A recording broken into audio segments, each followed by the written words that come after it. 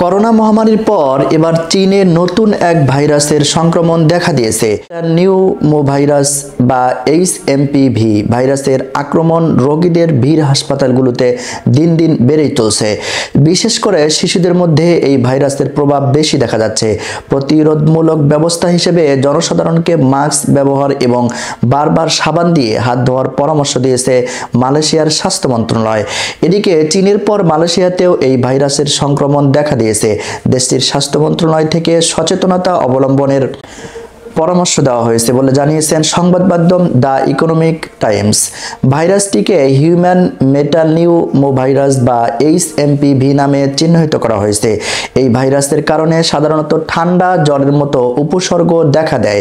শীতের মৌসুমে ভাইরাসটি বেশি সংক্রমিত হয়ে ওঠে বলে বর্তমান চীনের বিভিন্ন প্রদেশে এর দ্রুত বিস্তার নিয়ে উদ্বেগ বাড়ছে।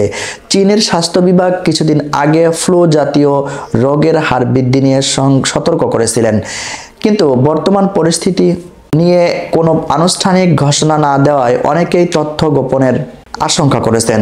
সংক্রমণ ছড়িয়ে পড়লে তা আরও বড় সংকট তৈরি করতে পারে বলে আশঙ্কা স্বাস্থ্য বিশেষজ্ঞদের। এইচএমপিভি কি এবং কেন এই চীনে উদ্বেগ সৃষ্টি করেছে?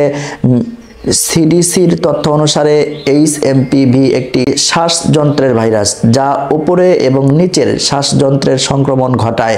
এটি সব বয়সের ব্যক্তিদের প্রভাবিত করে, তবে শিশু, বয়স্ক এবং যাদের রোগ প্রতিরোধ ক্ষমতা কম তাদের জন্য ভাইরাসটি সবচেয়ে ঝুঁকিপূর্ণ।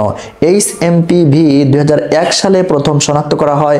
এইচএমপিভির উপসর্গগুলো কি? এইচএমপিভির উপসর্গগুলো ফ্লু এবং অন্যান্য শ্বাসযন্ত্রের সংক্রমণের মতোই।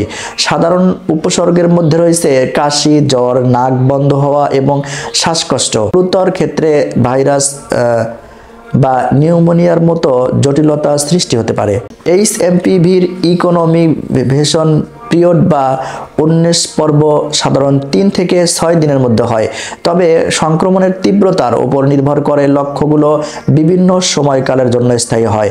কিভাবে ছড়ায় এইচএমপিভি? অন্যান্য স্বাস্থ্যযন্ত্রের ভাইরাসের মতোই ছড়ায়, যার মধ্যে রয়েছে কাশি এবং হাসি থেকে নিঃসরণ, হাত মেলানো বা স্পর্শ করা, সংক্রমণ স্থান স্পর্শ করা এবং তারপর মুখ, নাক বা চোখে হাত দিয়ে স্পর্শ করা।